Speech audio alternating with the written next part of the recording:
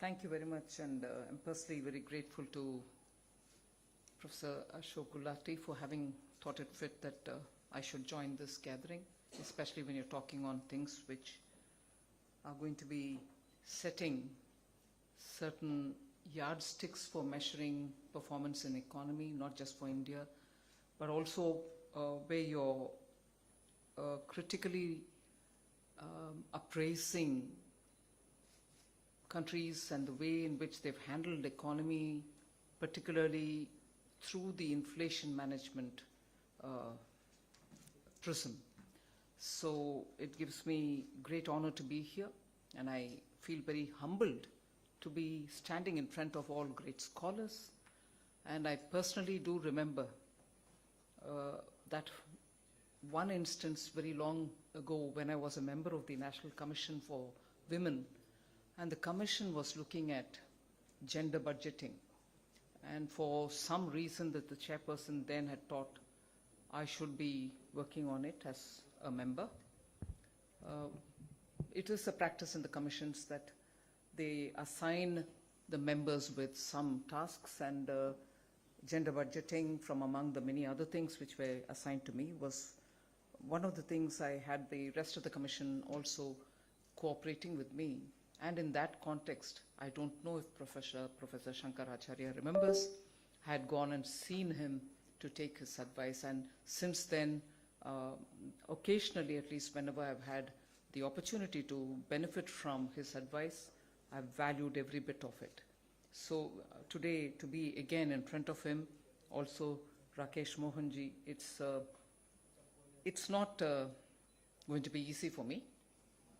It's as good as my first day in JNU, and take me for all the errors and commissions that I might post before you. I still remain a student of economics. But what probably can be drawn from the things that I say here would be like a process documentation of what has happened in the Ministry of Finance for the last 2-3 years, more than me formulating anything before this August gathering. I was very much in alignment with Deepak Mishra talking about how the world has faced situation, and also Ashok Gulati, with whom 1 or 2 times before and during the pandemic also I've had an occasion to talk about the performance of Indian agriculture and the policies which have to be kept in alignment so that it enables rather than restricts agriculture sector. I start with saying, I think the days that we are living in today, particularly post the pandemic, are so different from the days of immediately after the Great Depression. So if there is a mindset somewhere which tells us handling inflation will have to be very similar to the way in which inflation was handled then, because the formulations have evolved from there, I think the evolution of handling inflation has evolved drastically differently in the last 4-5 years. So till before, let us say, the COVID, if still some shades of that principle of handling inflation in a particular fashion pervaded our policy making, I like to place it on record here that COVID, during COVID, and immediately after COVID until today, handling inflation has become only a subset of handling the economy. That over-dominant control inflation so you'll be able to control everything else as a fallout is no longer, if I can say it with a bit of a cheekiness, is no longer relevant. You need to worry about inflation, yes. But if you look at the context in which we are talking about inflation, particularly since 2020, there are so many different factors if you address each one of them for what they are, inflation is expected to fall in place, is the experience of at least India. I'm not speaking for many other countries.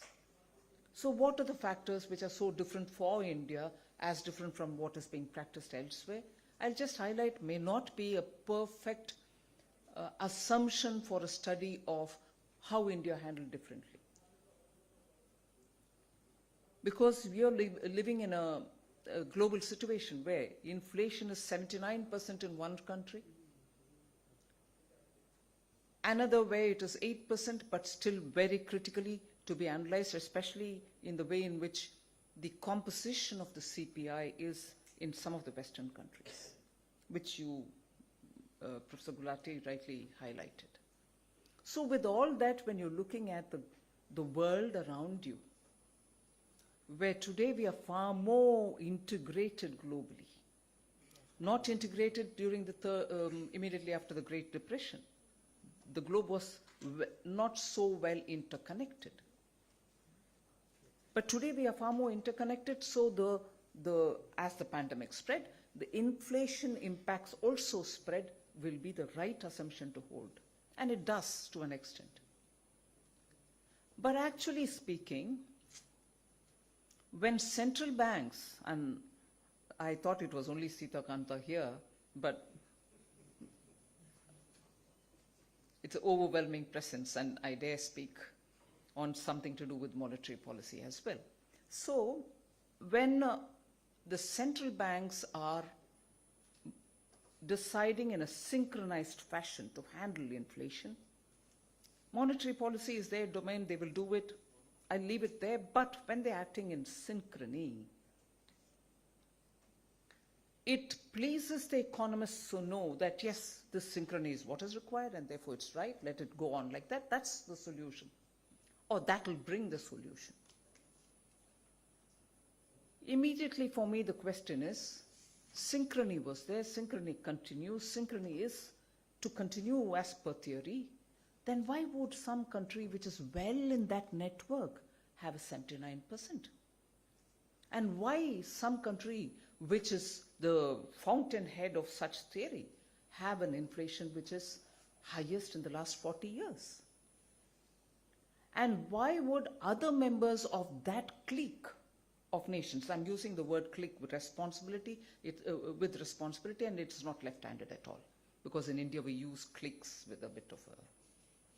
So countries belonging to that clique are also in 8-9%. Germany, 9% is as good as Turkey's 70%. It pinches, it hurts. And solutions there, therefore, by the theory, will go through only the interest rate route.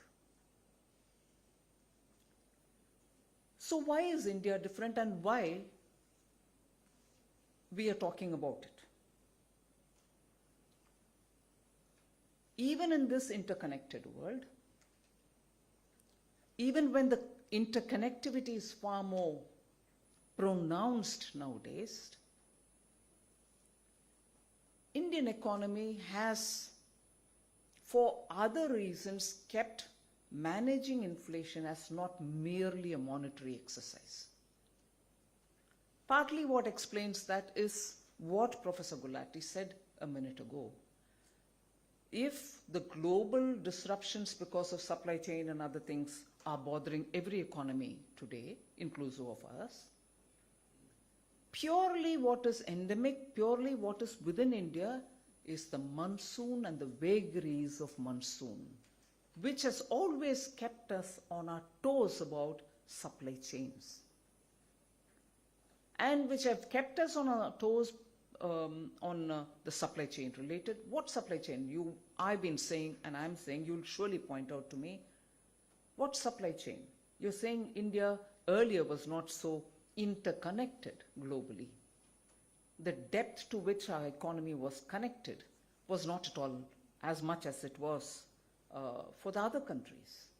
And since after 91 too, the interlinkages took their own steady time, and probably we are far more connected now. So what lessons am I deriving from earlier when we were not connected? That's a lesson which has helped us even today. And that lesson is the one which comes out of the monsoon vagaries, the climate vagaries, not as a result of the climate change which is happening in a far more pronounced way now, but India has had several agroclimatic zones, each one suffering or benefiting from the changes which happen because of good monsoon, poor monsoon, or excessive monsoon. So our supply chain, especially when your CPI is 45% with food, is so dependent on the basic agro products, perishable products, which are so required for the bulk of the population, which has to have it at a certain price or below it. So the affordability point has always worried Indian policy makers, and the inflation obsession was only to manage those perishable goods from the supply chain point of view to make sure the poor don't suffer because of either shortage, and therefore as a result of that shortage, a spike in the price. So governments have always spent a lot of time making sure onions are available, tomatoes are available, potatoes are available adequately, so that the poor who depend on this, because don't they depend on cereals? Yes, they do, but that is anyway given through the PDS. So you're managing the food supply for the bulk of the population in a country which still has a huge diversity in the income, or the disparity in income. So inflation management from this kind of a perspective has always guided India, and you're consistently, and in fact I would say probably the system has been evolving and given itself some kind of a framework which operates each time. And I wouldn't say comfortable framework, but a framework nevertheless, so that you know what happens when monsoon fails, in some districts where crops suffer, in some other districts where there is excess crop, and also this test which happens from policymakers, the balancing that you're expected to do. Because you have a vocal urban population, a vocal middle class, even if they are not in urban areas, which constantly pillory governments, and probably rightly so, for making food grains or perishable edibles or even basic essentials, which even can be under the FMCG, beyond their purchasing capacity or beyond the price at which they're comfortable with. So that pillaring happens. Equally, at the very same time, the concern that the farmer should get the right rate for his products. So you're looking at India for every agroclimatic zone for the products which come out of there, adding to the larger national pool, and equally, therefore, making sure the farmer gets his due when he should. And when the farmer gets his due, it shouldn't spike the price for the consumer. So the Indian policymaker, much before the global disruptions happened, much before the deep global interlinkages happened, much before the war happened in Ukraine, much before the COVID, had gone through this drill year after year after year. So you knew these kind of disruptions are the ones which you have to be ready to face. So you create a buffer stock. You make sure there is an MSP. You also make sure that the storage capacity for perishable are in situ at the same time appropriate for each of the crops. On all these measures, the government has been working absolutely one after the Atmanirbhar announcements in the midst of the pandemic. Also gave focus to creating capacities in villages. And there, the capacities are not being parachuted there. Local capacities are being created with local farmer FPOs, with NABARD going there and giving money, and making sure even organization like the Baba Atomic Research Center is brought in to do something as regards permitted levels of radiation to protect crops or perishable commodities from perishing too quickly so that they can be stored for some time. So all this happens, and I'm very glad to say here the Prime Minister himself sits in each one of these meetings. Professor Gulati would have been there to make sure that storage, distribution, and that is why the logistics thing is also very important. I'll underline the fact that even during the pandemic, farmer trains were brought in so that commodities, agricultural produces which are grown very well in some products, some regions are transported very well quickly before perishing at affordable rates. And the train comes from those destinations directly to the markets such as Mumbai or Delhi where it is required. So the long and short of this side of the inflation management is looking at solutions which are going to ensure steady supply of food products, perishable products, which constitute 45% of our CPI. Now, when you talk of inflation, therefore, inflation, when in 2014 we formed the government, I think the inflation was somewhere at 5.9 kind of level. That kind of level or somewhat below it, it came down to 3.4 sometime later. That level continued to be relevant till about 2019-20. 18-19 was the time when it was at 3.4, and even after that it continued at that level, roughly at that level till 19-20. It was only after that, COVID, post-COVID, it had gone up, and therefore the discourse is, will you contain it within the tolerance band, +2? Here in India, again, as different probably from many other countries, the inflation that prevails in different parts of the country, despite the GST, despite the creation of one market, despite removing the toll taxes, freeing movement of goods, vary from state to state. Now, I'm not doing politics here, but I will bring in an element where you might suspect I'm bringing politics, but it has definite relevance for the inflation, people who are studying inflation.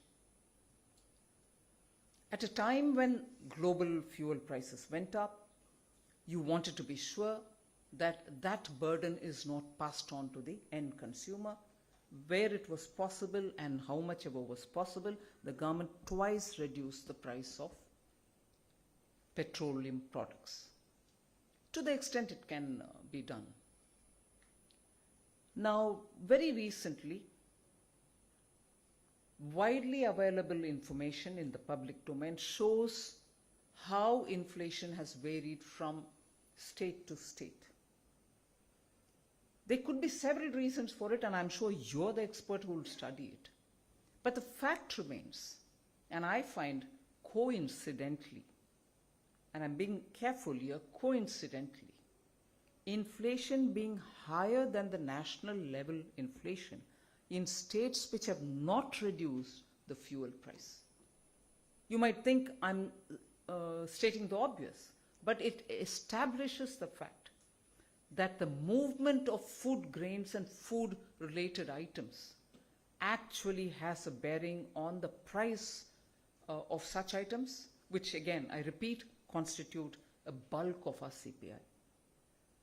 Now, if states and their inflation will also have to be attributed to the Government of India, we'll have to have a way in which we work together to handle inflationary matters with center and state cooperating. Just as today there are a lot of discussions about devolution of taxable revenues. So based on the Finance Commission's criteria, you distribute, and even on that there is a lot of discussion saying it is not fair. The formulation is not fair to some of the states which contribute a lot more to the revenue kitty. Similarly, there are, I would suggest, enough justification to have this understanding of how states also manage handling their inflation. It cannot be that the inflation is handled only by the center, and when states don't take enough steps, that part of India suffers for want of a relief from the stress of inflation. The exogenous factors affect both center and state, and that is where I draw your attention to the fact that if I've elaborated so much on the food, supply of food grains, perishable goods, I also draw your attention to the fact that India's medium and small industries, micro, medium, small industries, and their raw materials are very important, and actually the price of the raw materials, particularly after, let us say, a decade of having imported absolutely at throwaway prices, the MSMEs were suffering because of the supply chain disruptions, because of the way in which within India essential raw materials, commodities, were not being available.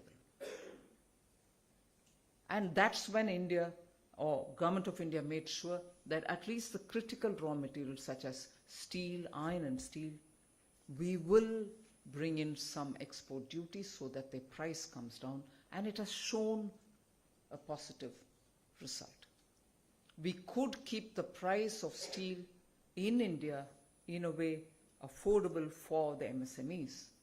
But of course, equally, as I said about the farmer and the consumer, here too, there is a balance which has to be struck on the steel industries and their potential to export, earn profit out of it. We want exports to grow in every sector. Now we are restricting them from exporting by imposing a tax which makes them cost not so competitive. But the balance, therefore, is to what extent would you restrict? Will it actually have a bearing on the raw materials availability for our MSME? Farmer, consumer, MSME versus the export potential of industries such as steel. So again, in the Atmanirbhar policy and actions which followed, we have justified it from the point of view of duties where India, duties on import where India produces those commodities, those products. Duties on final consumption goods which we cannot afford because they eat into our labor which can be engaged to manufacture those. Duties definitely on those which can be mined and value added within India. So the import restrictions had a logic. They were not blind. They were not blindly imposed. Similarly, the export constraints which we brought in were again trying to make sure the supply and demand balance happens. You don't export away something and then import it again, causing double whammy.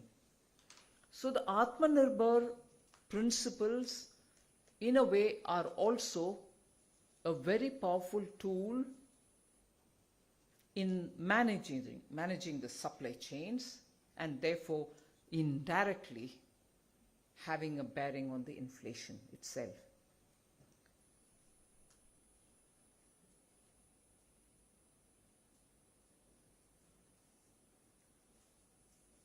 I did clearly say that the monetary policy and its focus on inflation control has been very sacrosanct, has been going through decades, evolving through decades. And at one point in time, we thought that is the solution for containing inflation. I say it with a certain sense of responsibility. Yes, it is one of the tools. But sometimes, like for instance in India, leave the policymakers, if you were to talk to people who are on the ground, who are actually the stakeholders of the Indian economy, they would say, particularly in a situation where we are in now, where economic growth will have to be unfettered. The IMF might periodically bring down growth, global growth, because of the way in which the war has affected them, the way in which the Russian supply of fuel, gas is hitting European countries. The monetary policy has its space. Before I come back to that, I would want to add one more. I did talk about the perishable consumer versus farmer. I did talk about the MSME for the raw material with the steel as an example. I want to bring in one more example, again, that which we have consciously done in the last, let us say, 8-9 months, and drawn from the experience of last 2 years. India imports more than 80-85% of all its crude. We have oil wells in the Godavari basin. We have in Barmer. We have a lot of natural gas also being explored. But we import more than substantial amount of crude. There was a time, of course, in 2020 when the prices of global crude went down remarkably. And using that as an example, there are still arguments against our government's decision, saying at that time too you didn't give the advantage of cutting down the price for the end consumer. You kept the tax at a certain level, and even today very adolescent-like, amateurish allegations are leveled against the government, saying, oh, you've collected so much. If it were to be Parliament now, I would say collected and kept where? But I know I'm not in the Parliament. But collected. Collected for what? And how did the capital expenditure of this government perform between 19 to today? Please have a look. The data is before you. Every budget we present the documents to show how budget was utilized department-wise. So yes, when the price went down significantly, immediately we didn't give it to the end consumer to say you pay 1 rupee, because it was almost like coming to pay nothing. It was going into the negative terrain. The government, of course, at that time immediately made sure that the strategic reserves were filled up, brought in fuel, and made sure that infrastructure expenditure would be given a revving up. Infrastructure expenditure has been very high from 20 and had a 34% annual growth each year. This year having reached about 7.5 lakh crores. These are not possible without the government taking advantage of some of the global developments. And if I say taking advantage, it is not taking advantage to support my family or somebody else's family, the kitty with which you're able to spend on infrastructure. And why am I making spending on infrastructure so very important when we're talking about inflation? Asset addition, building of assets, is one very noble objective which all of you all will agree. But equally, when money reaches in situ, when you're creating these assets for the people who are working there, it gives money in their hands. And both short-term and long-term put together, short-term and medium-term put together, the multiplier is somewhere in the range of 2 rupee 45 paisa for every rupee spent. Whereas if I were to not spend on infrastructure and give it directly in the hands of the people, my multiplier is less than a rupee, 0.99. And therefore, when the crude oil prices went down and we realized that we could fill up a strategic reserve and also make for some infrastructure monies which can be spent, it had a it had an effect on the economy, both during the COVID and after that during the economic revival. The Agri Infrastructure Fund, which was part of that cess, which was the excise duty that was being collected, has come off handy. Today we are able to give every APMC up to 2 crores of rupees each to improve your infrastructure. And really 1 lakh crore has been allocated for that purpose. Any number of APMCs can apply, they will get it. Is that possible without government raising revenue? Where does this money go?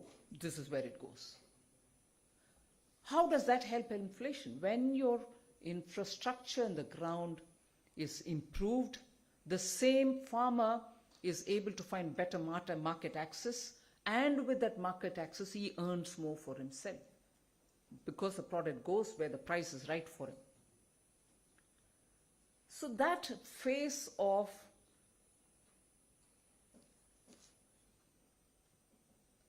crude oil, buying of crude, supplying, and making sure the economy also benefits is seen through this route.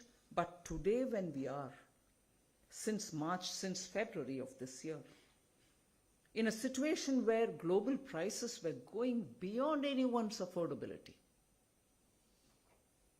and we take the call in November once and again in April, I think, or early June, of reducing the price.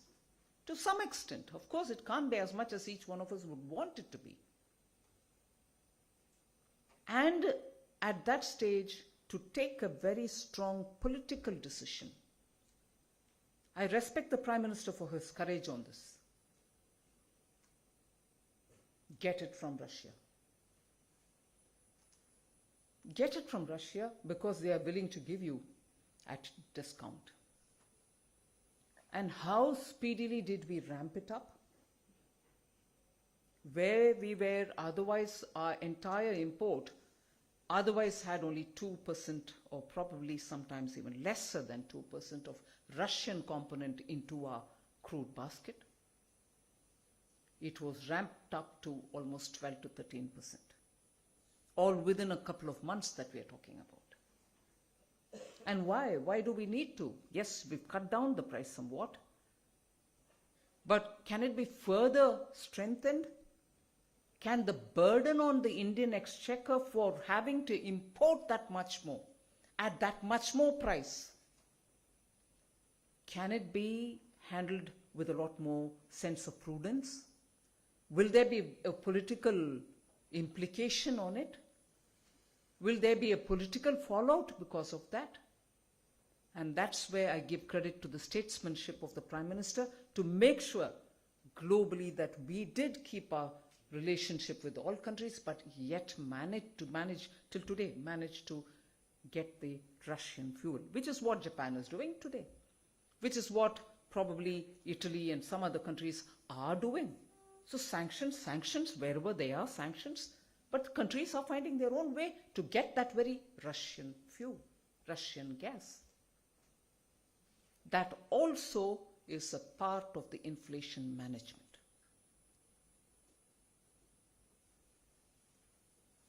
And therefore, I just want to ensure, come back to the point which I left halfway, monetary policy.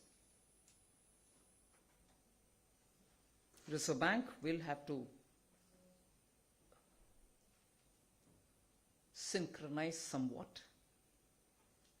May not be as much synchronized as the other Western developed countries would do. I'm not prescribing anything to the Reserve Bank. Let me be careful here. I'm not giving any forward direction to Reserve Bank. But it is the truth that India's solution to handling the economy, part of which is handling inflation also, is an exercise where the fiscal policy, together with the monetary policy, has to work. It can't be singularly left to the monetary policy, which has proved totally ineffective in many countries. In very many countries whose structures, whose economy's profile are so forming the basis for the monetary policy theory to rivet everything on interest rate management and say that's the final and potent tool to manage inflation. Economies are designed, economies are there, and the policy is designed in such a way that the monetary policy and the interest rate management is the own and only tool to handle inflation through the interest rate management. But no, I would say India's inflation management, the word taming inflation, or the word keeping it within the tolerance limit, is an exercise of so many different activities, majority of which is outside of the monetary policy, given in today's circumstances. There could have been a time when people would have thought this is sacrilegious for the finance minister of a country to say that. But my experience says, if you're able to equally attend to so many other factors, in which I give credit to all governments earlier, because they also kept evolving the way in which the supply side can be managed, being very sure of how the bulk of our population get all the necessary goods at an affordable price.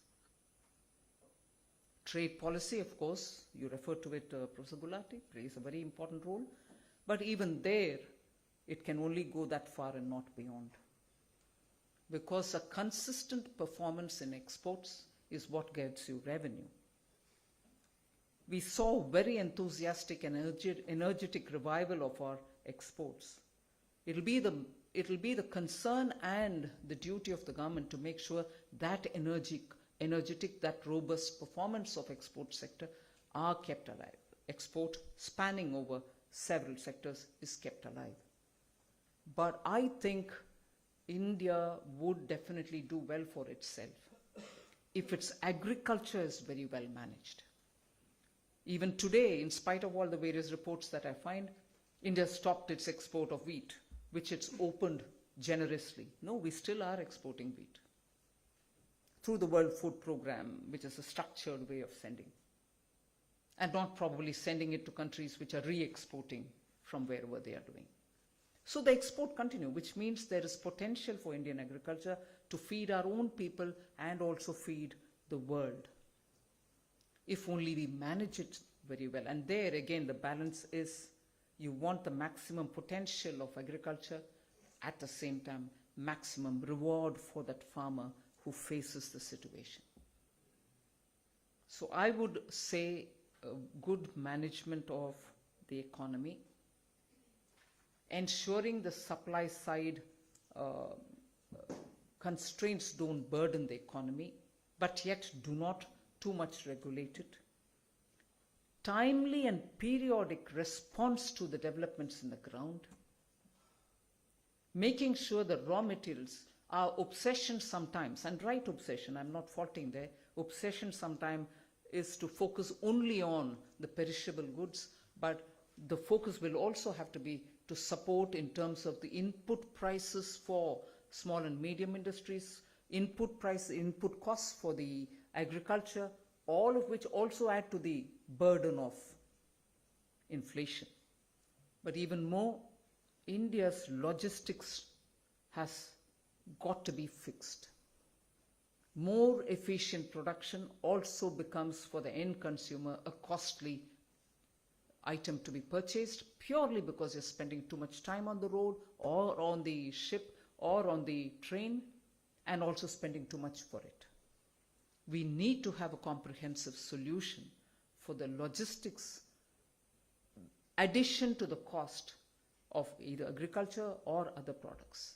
And that is where I think the Gati Shakti, if implemented from now in a far more comprehensive way and taking it down to the granular level, would give us some kind of a relief. Make logistics not a menace that it is today. So with all this, I would think India's experience in handling inflation depends so much on so many different factors. The central bank, its instruments, its interest rate management form a very critical part of it, but it cannot be the one and only one. And in the recent couple of years, the way in which government has managed it answers the question which was raised by Deepak Sharma. Manisha, Mishra, Deepak Mishra. And it is that which therefore stands before us as a case to study, case to introspect on, and also case for probably many emerging markets which are also trying very many such things. Solution to handling inflation should be country specific. Although the problems which add to the problem of inflation are not country specific. It comes across from various different parts of the globe, commodities. It can be because of so many different factors. But the solution has to be unique to each country. And I think India's experience in the last decade or two, but more specifically in the last few years, is a case for each one of you to study and give us more input so that the policymakers can be comfortably doing the right things at the right time. Thank you very much.